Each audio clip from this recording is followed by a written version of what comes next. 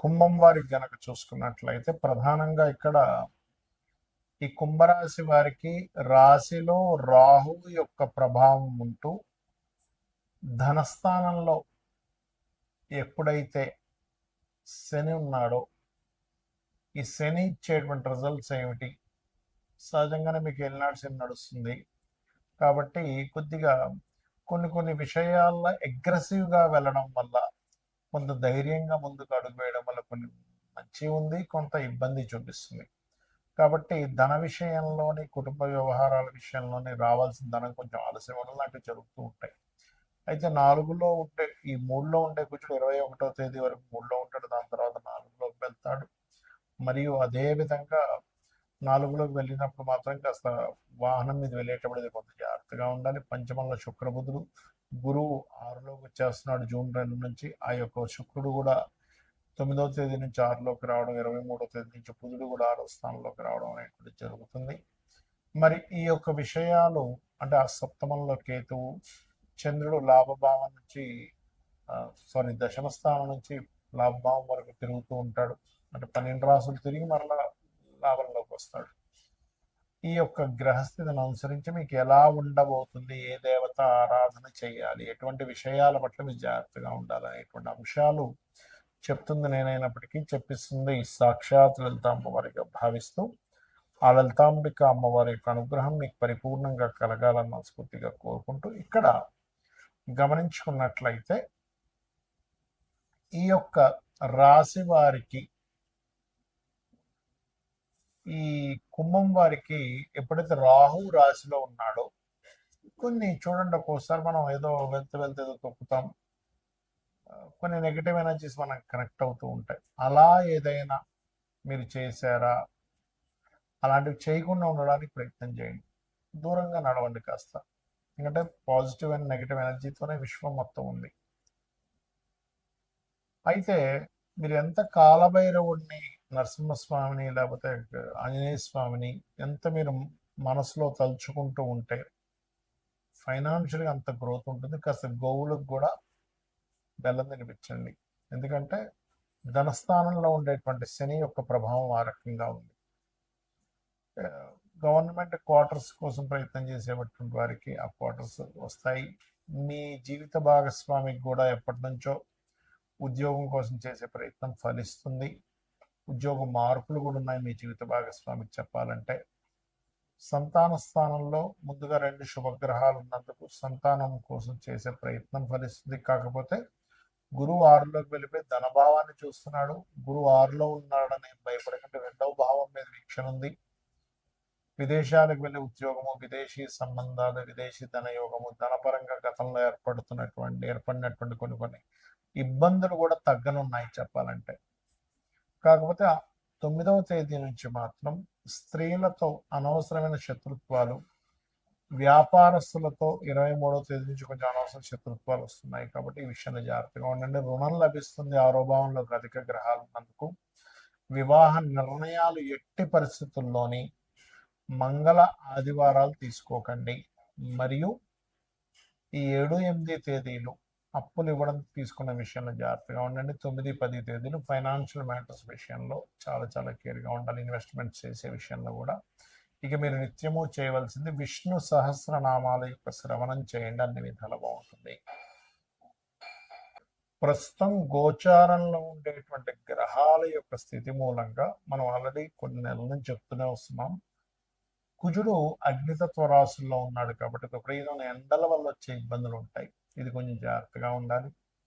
నీటి వల్ల వచ్చేటువంటి వైరస్లు, గురువు అతిచారంలో కర్కాటకంలోకి వెళ్ళాడు కాబట్టి ధరలు విపరీతంగా పెరగడం తగ్గడం, అది కోల్డ్ అనుకోండి, సిల్వర్ అనుకోండి, అన్నీ కూడా మనం ఆల్రెడీ మే 11 నుంచే, May first week, second week నుంచి పెరుగుతాయని చెప్పాం. అదే రకంగా పెరుగుతూ వస్తున్నాయి. అయితే ఇక్కడ ఏంటంటే ఈ గోల్డ్ మీద ఇన్వెస్ట్మెంట్ చేయాలా, సిల్వర్ మీద ఇన్వెస్ట్మెంట్ చేయాలని చాలామంది అడుగుతుంటారు. భూముల మీద చేయాలని. ఒకటే గుర్తుపెట్టుకోండి, మీ జన్మజాతకంలో కనుక రవి గురువులు బాగుంటే గోల్డ్ మీద చేయొచ్చు. ఎఫ్లెక్షన్లో లేదు అనుకుంటే చంద్రుడు బాగుంటే సిల్వర్ మీద చేయొచ్చు. కుజుడు బాగుంటే ల్యాండ్స్ మీద చేయొచ్చు. మీ చతుర్థ భావం కూడా బాగుండదు దాంతోపాటు, కుజుడితో పాటు. అప్పుడు ల్యాండ్స్ మీద మీకు కలిసి వస్తుంది.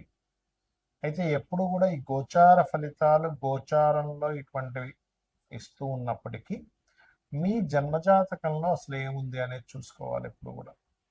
మీ జన్మజాతకంలో కనుక మీకు లగ్నాధిపతి ఎలా ఉన్నాడు, లగ్నం ఎందుకు బలహీనంగా ఉందా బలంగా ఉందా, అది గోచారంలో ఏదైనా మీ లగ్నాన్ని ఎఫ్లిక్ట్ చేస్తుందా అనేది చూసుకోవాలి. అప్పుడు ఏమవుతుందంటే మీకు అది ఏ గ్రహం ద్వారా మీకు ఎఫ్లిక్ట్ అవుతుందో దానికి దానం ఇచ్చుకున్నా, దాని మంత్రం చేసుకున్నా మీకు క్లియర్ అయిపోతుంది. ఏం టెన్షన్ పడక్కర్లేదు. ఏలినాటి శని వచ్చేసింది, కాలసర్ప దోషం ఉంది, ఇలాంటివి ఏం పెట్టుకోకండి. మీరు నిత్యము మీరు మీ ఇష్టదైవాన్ని ఆరాధించుకుంటూ నిత్యము లలిత చదువుకోవడము, ఉదయం సాయంత్రం ఏదైనా చక్కగా ఒక ఆలయానికి వెళ్ళడం చేస్తే మీ చుట్టూ మీ ఆరాలో పాజిటివ్ ఎనర్జీ ఎప్పుడైతే వచ్చిందో దేనికి భయపడాల్సిన అవసరం ఉండదు. కాకపోతే ఇక్కడ ఏంటంటే ఆస్ట్రాలజీ ఎందుకుంది, జ్యోతిషాస్త్రం ఎందుకుందంటే మీకు ఒక మార్గం చూపించడం, జ్యోతి అంతే కదండి, వెలుగు, జ్యోతిష్యము అంటారు. కాబట్టి వెలుగునిస్తుంది. అసలు మీకు ధనయోగం ఎందులో ఉంది అనేది మీ జాతకం చెప్తుంది. ఈ మార్గంలో వెళ్తే, ఈ ప్రొఫెషన్లో ఉంటే, ఇది చదువుకుంటే, ఈ వ్యాపారం చేస్తే, ఈ ఈ సమయంలో వ్యాపారం చేస్తే, ఇటువంటి వాటికి సంబంధించిన సర్వీసెస్ లేకపోతే ఉద్యోగం చేయాలనే దాన్ని ఒక క్లారిటీ ఇస్తుంది.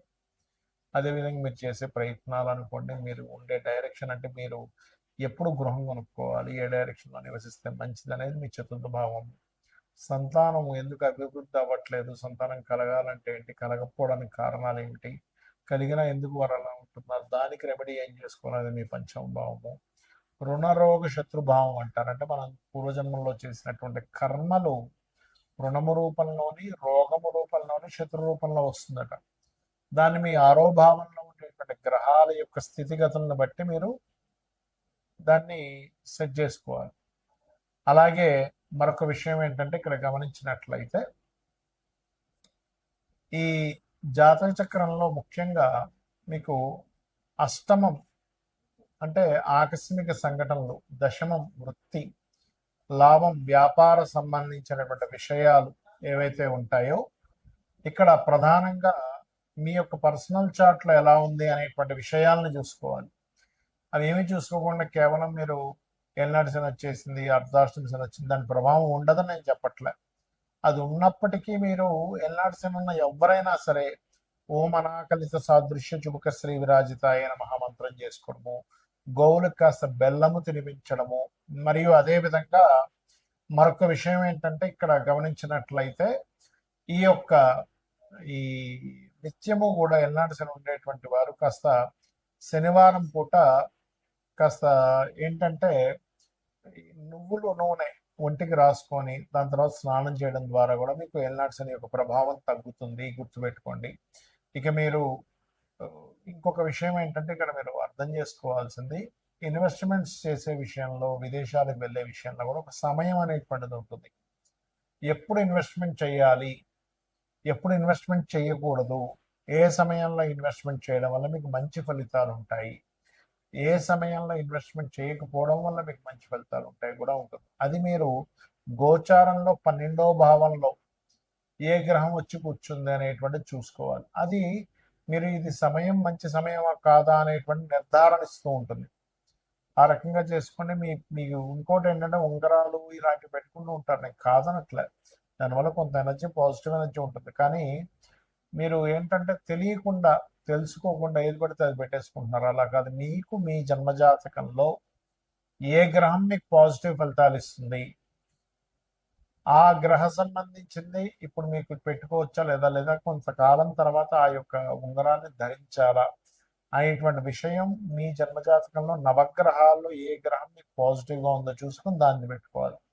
లగ్నానికి శుభుడు పాపి, మనకి శనివర్గ లగ్నాలు, గురువర్గ లగ్నాలు అని 2 రకాలుగా ఉంటాయి. కాబట్టి దాన్ని బట్టి కూడా పెట్టుకుంటారు. కానీ దానికంటే అతి ముఖ్యంగా మీరు చూసుకోవాల్సింది మీ యొక్క లగ్నం శనివర్గమైనా గురువర్గమైనా కూడా మీ యొక్క జాతక చక్రంలో మీ గ్రహాల్లో ఏది స్ట్రాంగ్గా ఉందో చూసుకుని పెట్టుకోవడం వల్ల మీకు మంచి ఫలితాలు రానున్నాయి, గుర్తుపెట్టుకోండి, వస్తాయి కూడా. ఇక నిత్యము దేవతారాధన చేసుకోవడం, నిత్య దీపారాధన చేసుకోవడం చేయండి, మీకు అన్ని విధాలా బాగుంటుంది. శ్రీమాత్రే నమః.